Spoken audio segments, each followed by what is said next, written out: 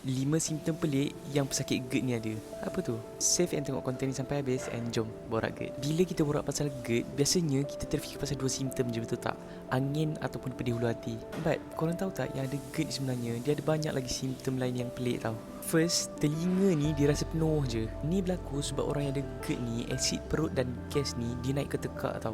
And gas dan asid perut tu kan, dia kena eustachian tube. Bila benda ni berlaku, yang tu yang menyebabkan you rasa macam penuh je dalam telinga ni, ataupun macam rasa macam something stuck telinga. Second, susut berat badan. Benda ni berlaku sebab kita yang ada GERD ni, kita rasa takut nak makan. Betul tak? Takut trigger kita punya GERD ni. So bila makan ni, makan sikit je. Yang ni lah yang menyebabkan kita punya susut berat badan ni sebenarnya. Ketiga, panas badan. Again, for those yang ada GERD ni, asid perut kita ni keep on naik ke tekak. Yang ni menyebabkan kita punya nervous system ni disturb tau.